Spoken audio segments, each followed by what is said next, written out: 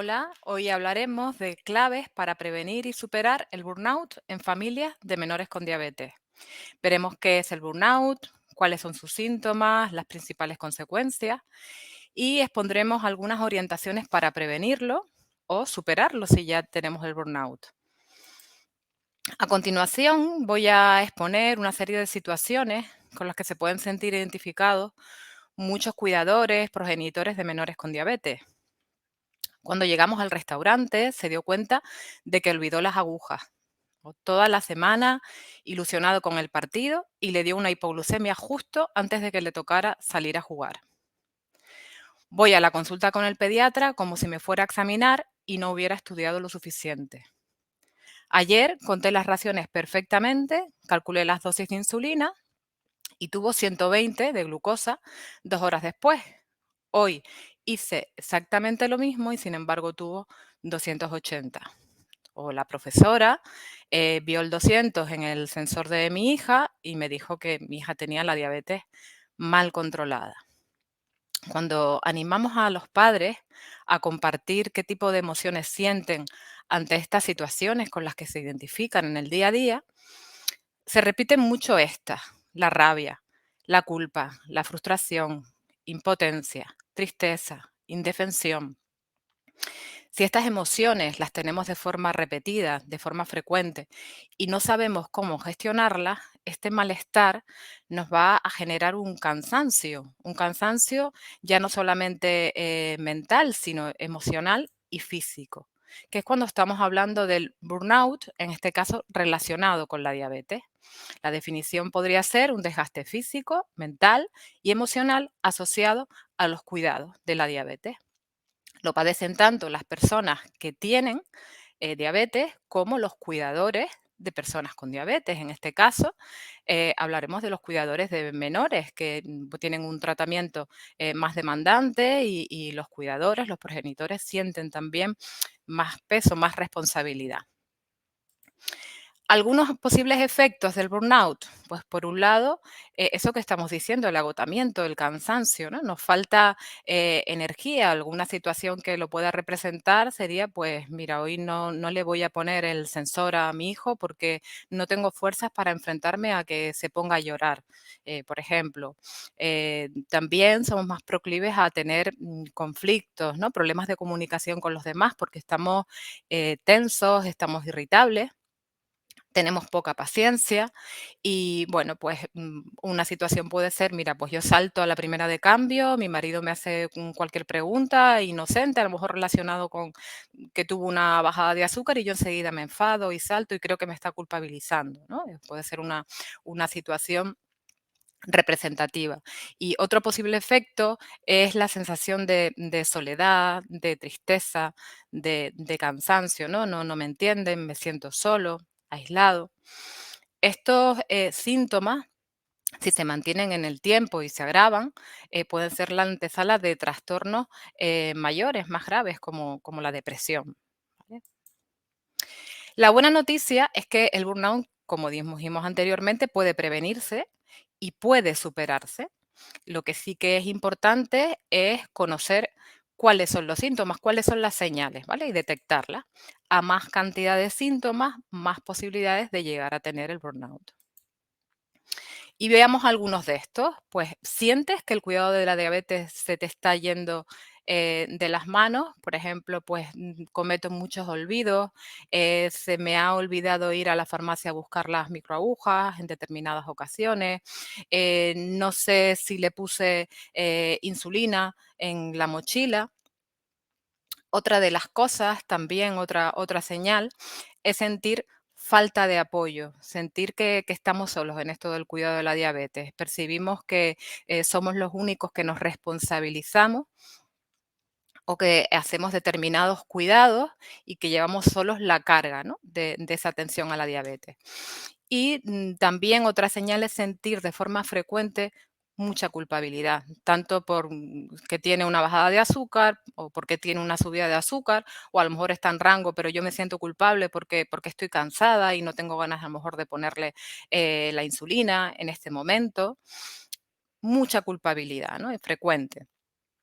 Y otra señal o otro síntoma que nos puede llevar a desarrollar el burnout es el perseguir la perfección, ¿no? Si estás constantemente esforzándote para que las cifras de glucosa estén dentro del rango, ¿no? Objetivo. Y si no se consigue, pues tienes una sensación de fracaso y estás constantemente dándole vueltas a la cabeza a ver qué ha podido ser y volvemos otra vez muchas veces a culparnos, ¿vale? Vamos a dar una serie de orientaciones, de ideas para poder cambiar y poder reducir este estrés y este agotamiento o evitarlo si no lo tenemos. Lo primero, tener en cuenta que la atención a la diabetes, la atención a los menores y a los adultos con diabetes debe ser un enfoque integral biopsicosocial. Si es verdad que hay unos objetivos que nos repiten mucho acerca de las cifras de glucemia adecuadas, pero eso debe ir acompañado también de calidad de vida y de bienestar psicológico. De nada nos sirve tener a nuestro hijo o nuestra hija en más del 80% en rango, sus glucosas en ese nivel si eso lo hacemos porque evitamos que vaya a cumpleaños, evitamos que salga con los amigos, le quitamos de su deporte favorito porque a lo mejor tiene muchas hipoglucemias, ahí solo estamos consiguiendo un objetivo muy, muy parcial, que es el de conseguir que las glucosas estén entre determinados intervalos, pero sí que no estamos ayudándolo a su desarrollo personal, psicológico y social, ¿no? Vale más la pena el sacrificar un poquito en determinados momentos las cifras de glucosa para que sea capaz también de disfrutar de momentos y de experiencias y de actividades propias de su edad. ¿Vale? Otra cosa también a tener en cuenta y que nos ayudaría muchísimo es tener unas expectativas realistas. ¿Vale?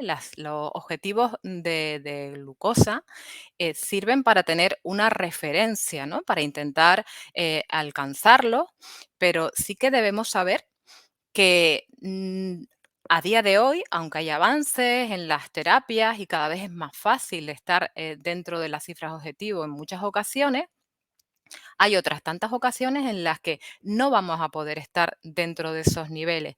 Y no pasa nada, no significa que estemos haciendo las cosas mal, significa que tenemos diabetes tipo 1, que hay muchas variables que influyen en las cifras de glucosa y que no todas esas variables están bajo nuestro control.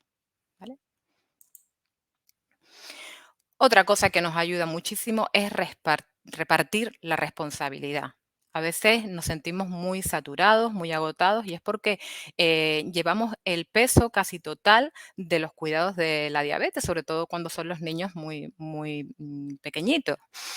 Nos ayudaría muchísimo afrontar esto en equipo, tanto ambos progenitores y si es una familia monoparental, pues podemos también pedir ayuda a familiares, amigos, para repartir un poquito las tareas, la carga, ¿no? Que haya eh, un reparto adecuado. Eso no significa que haya un reparto justo, no significa que tenga que ser, pues a lo mejor al 50% justo en la pareja, porque hay situaciones muy diversas, hay situaciones en las que a lo mejor pues hay uno de los miembros de la pareja que trabaja, el otro no, y bueno, por lógica, el que no trabaja pues, es normal que asuma determinadas tareas mientras la otra persona no está, pero sí podríamos poner un ejemplo de si yo no trabajo, me encargo de desayuno, almuerzo, merienda, pero a la hora de la cena que tú ya estás en casa, pues me vendría genial poder desconectar y que te encargues tú, ¿no? Ese sería un ejemplo de un reparto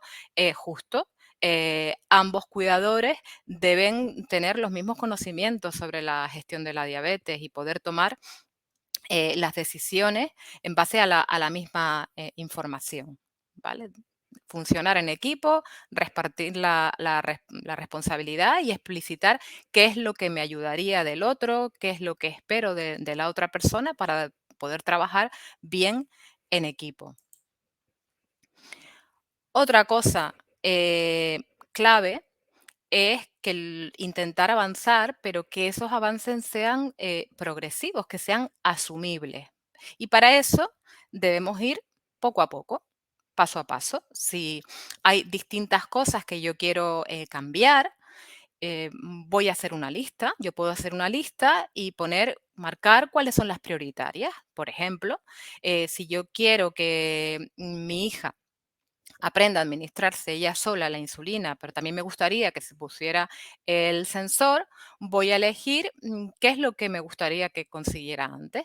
Si yo elijo, por ejemplo, que quiero que consiga administrarse sola la insulina, esa tarea puede ser compleja. Voy a dividirla en pasos pequeños. Voy a hacer primero a lo mejor que cargue las unidades de insulina, que purgue, que se lo acerque a la zona de inyección. Y esos son pequeños pasos que ella puede ir asumiendo y así le estamos dando la oportunidad de experimentar avances y de experimentar éxitos. Lo que no nos va a venir nada bien es pretender y centrarnos en que se ponga solo la insulina y además también que se cambie el sensor, ¿no? Ahí estamos boicoteando nuestros esfuerzos y podemos desmotivar bastante a nuestra hija y también a nosotros, ¿vale? Pasos cortos y alcanzables. Y muy relacionado con lo anterior es valorar esos pequeños avances y el esfuerzo que se está haciendo, independientemente del resultado. Y esto es muy importante en la vida en general y sobre todo con la diabetes, porque sabemos que muchas veces los esfuerzos que hacemos no ven los resultados directamente, ¿no? No se reflejan directamente en los objetivos de glucosa, ¿vale? En el ejemplo anterior, si mi hija acaba de ponerse insulina sola por primera vez, si después vemos a las 2 horas que tiene un 300, vamos a estar igual de orgullosos y vamos a valorar muchísimo lo que ha hecho. El resultado ya es independiente, ya veremos qué es lo que ha podido pasar. Lo que es importante es reforzarla y motivarla para que siga con ganas de seguir avanzando, de mantener esa conducta y de seguir avanzando. Otra cosa fundamental, el lenguaje, ¿vale? El lenguaje es la herramienta clave de la comunicación. Las palabras que nosotros utilizamos para hablar de diabetes van a influir en cómo nosotros pensamos acerca de la diabetes, lo que sentimos y cómo nos comportamos respecto a la diabetes. La verdad es que es clave el saber detectar palabras que estemos utilizando que tengan alguna connotación negativa, que desmotiven, que estigmaticen. Y una vez detectadas, que las podemos sustituir por otras que produzcan el efecto contrario, que sean, bueno, pues más neutrales, más motivadoras, más fortalecedoras. ¿Vale? La Asociación Americana de Diabetes, la Asociación de Educadores en Diabetes, la Asociación Australiana, ya tienen presente eh, la importancia del lenguaje, cómo el lenguaje impacta en nuestra conducta y al final en nuestra salud. Y han hecho una serie de recomendaciones en sus guías de práctica clínica, y no solo a los profesionales sanitarios, sino también al entorno, a los medios de comunicación, para que cuiden el lenguaje a la hora de hablar de la diabetes. Una de las recomendaciones que dan es que utilicemos un lenguaje neutral, sin juicios, basados en hechos, en datos. Por ejemplo, ante esta situación en la que vemos que el glucómetro marca 282, nosotros podemos adoptar una actitud enjuiciadora y poner la etiqueta de mal, horrible, con la consecuente emoción negativa que nos genera, o al contrario, podemos quitar etiquetas, basarnos solo en el hecho, en el dato y decir, vale, está alta, está por encima de rango. Eso pues nos va a generar un estado emocional muy diferente de cuando ya emitimos esa etiqueta negativa, ¿verdad? Va a generarnos la posibilidad, bueno, de analizar los datos y buscar una solución o ver qué es lo que podemos hacer para que eso aprender de ello, ¿no? Y que no ocurra las menos veces posible. Otra recomendación que nos hacen es que utilicemos un lenguaje sin estigmas, más allá de evitar también la palabra diabético, diabética o cumplidor, no cumplidor. Hablan de la palabra no controlado, que solemos oírla muchísimo, ¿no? Y que la verdad es que para un padre decir o pensar, mi hijo, mi hija no está controlada o no está controlado, es algo que tiene una connotación bastante negativa, ¿vale? Como de fracaso, de estamos cometiendo un error, no lo estamos cuidando bien y claro, es bastante desmoralizador. Nos haremos un gran favor a nosotros mismos y a las personas que conviven con nosotros si en lugar de utilizar la etiqueta no controlado, hablar de control, simplemente vamos al dato sin estigma. Las glucosas, las glucemias están fuera de objetivo. Otra recomendación es que tengamos en ese mensaje, en esas palabras que utilicemos, las basemos en fortalezas, ¿vale?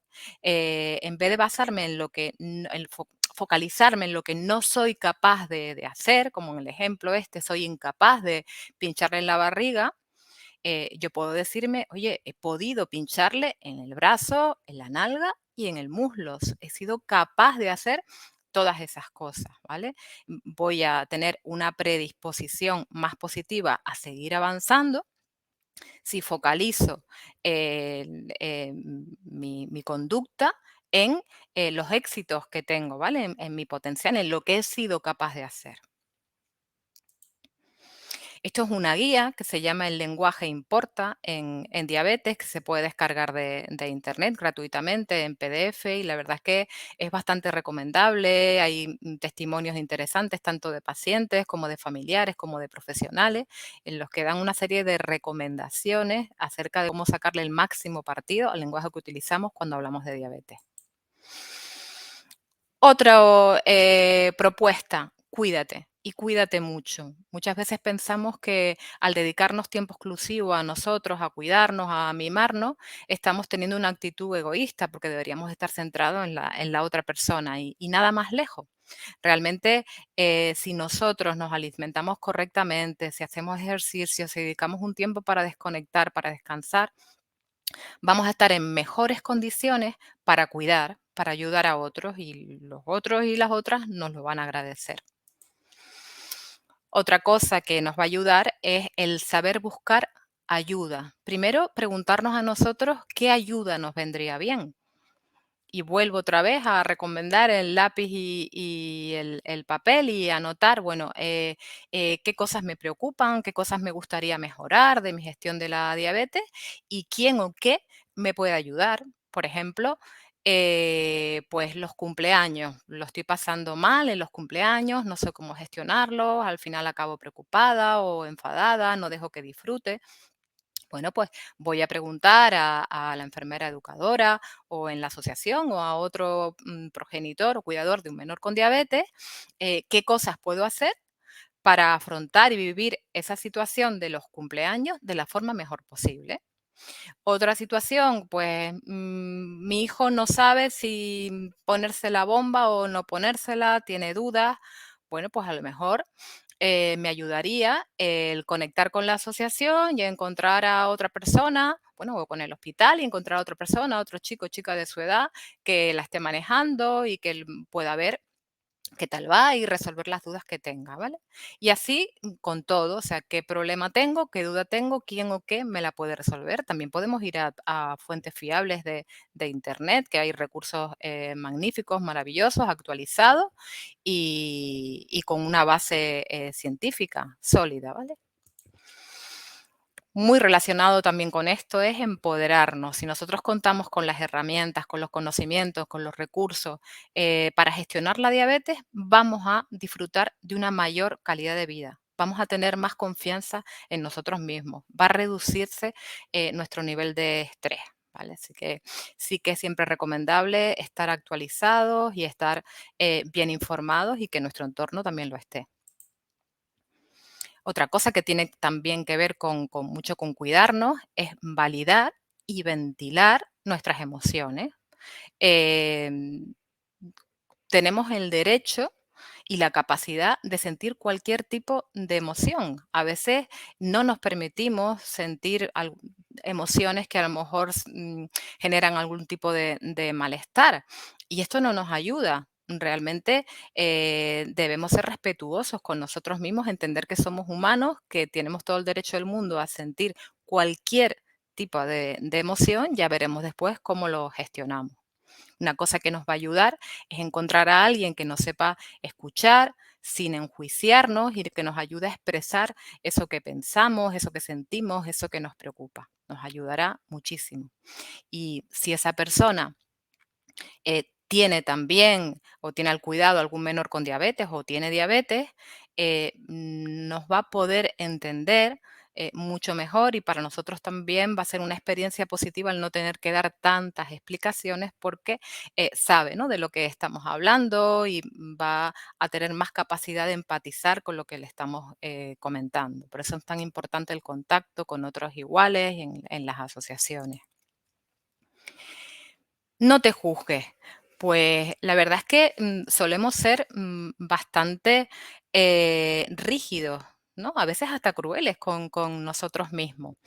A veces no nos permitimos algún error, una equivocación, y somos jueces implacables con nosotros, y esto realmente nos desmotiva muchísimo, no nos ayuda, nada. Lo recomendable es tratarnos con respeto, ser comprensivos, igual que lo haríamos con nuestro mejor amigo, con alguien que respetamos y que queremos. Ante cualquier error, pues somos humanos y ya veremos cómo solucionarlo o cómo hacer que no vuelva a pasar.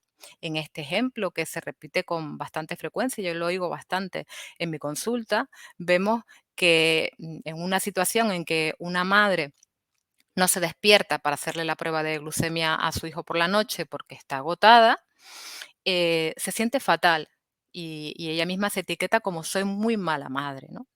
Sin embargo, si dejamos de juzgarnos y simplemente nos tratamos con comprensión y con compasión, eh, bueno, pues vamos a entender que somos humanos, que tenemos nuestras limitaciones y que podemos estar cansados.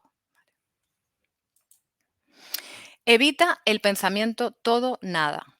El pensamiento todo nada es una tendencia que podemos tener a evaluar los acontecimientos, conductas, a las personas, en términos muy radicales, sin tener en cuenta los matices, los términos intermedios. Y normalmente lo hacemos y nos quedamos con el extremo negativo, ¿no? Y esto nos genera malestar.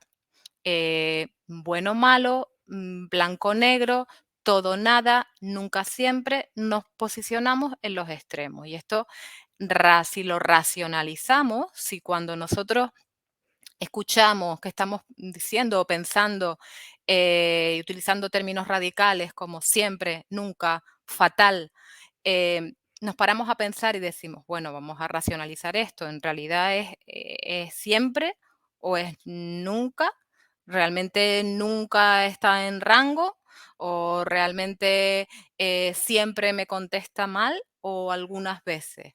Si ponemos voz de alarma en esos términos radicales y tratamos de racionalizarlos y analizarlos con más calma, la mayor parte de las ocasiones llegamos a la conclusión de que quizás estamos exagerando y que hay otra forma más serena y racional de ver las cosas. Aquí tenemos el ejemplo en una situación. Mi hijo tuvo una hipoglucemia y el profesor le dio 2 zumos y se quedó al final en 300. Bueno, si adoptamos el pensamiento todo o nada, pues nos quedamos con que lo hizo fatal. Y esto nos genera rabia, nos genera impotencia, frustración, etcétera, etcétera.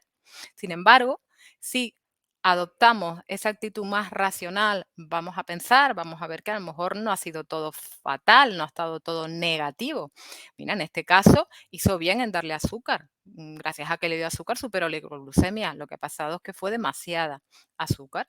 Si nosotros lo pensamos así, de forma más objetiva, más racional, nos vamos a sentir mejor, más serenos para afrontar cualquier conversación o para buscar una solución para la próxima vez que no ocurra.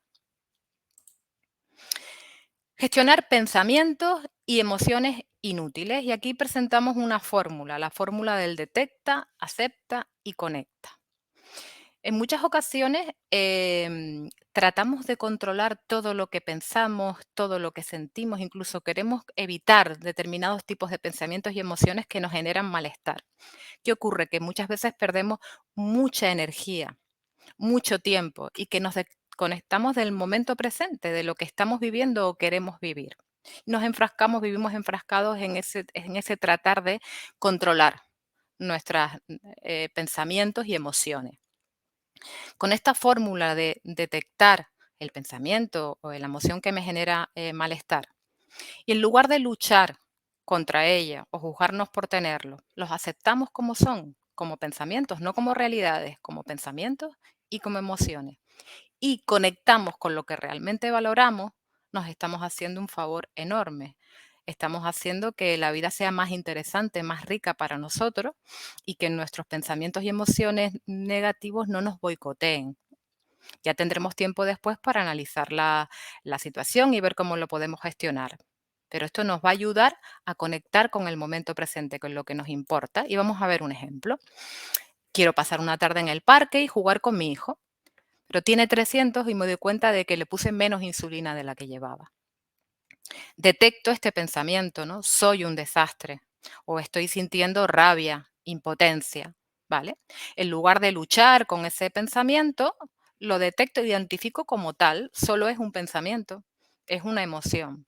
Pero yo lo que quiero hacer y para lo que vine al parque es para disfrutar la tarde con mi hijo. Así que ahora voy a centrarme en disfrutar de esto. Ya analizaré después qué es lo que puedo hacer para que esto ocurra las menos veces posible. Pero ahora conecto con el momento presente y no voy a dejar que este tipo de sentimientos y emociones boicoteen mi experiencia con mi hijo de esta tarde. Para resumir, en modo de conclusión, recuerda ser realista, no esperar cosas que no podemos conseguir, tratarnos bien, y aquí pongo el lenguaje, ¿no? La forma de comunicarnos con nosotros mismos, el lenguaje que utilizamos no solamente con los demás, sino con nosotros mismos, es fundamental a la hora de cuidarnos y de sentir bienestar o malestar, ¿no? Según cómo lo hagamos. No juzgues, mejor analiza el dato y aprende del error. No es un fracaso, es una oportunidad para aprender. Trázate metas cortas, metas que sean alcanzables con cierta facilidad, requerirán un pequeño esfuerzo, pero sobre todo que tengamos confianza en que lo vamos a poder ir haciendo. Forma equipo, no aprende a delegar, aprende a repartir también determinadas tareas, empodérate, capacítate y trata de aplicar en determinadas ocasiones el detectar las emociones, los pensamientos, el aceptarlos y el conectarte con el momento presente y disfrutar de ese momento que es el que tienes ahora. Por último, buscar apoyo y lo que a ti realmente te ayuda. Recuerda que en la DT estamos aquí para ayudarte. Aquí tienes nuestros contactos. Gracias.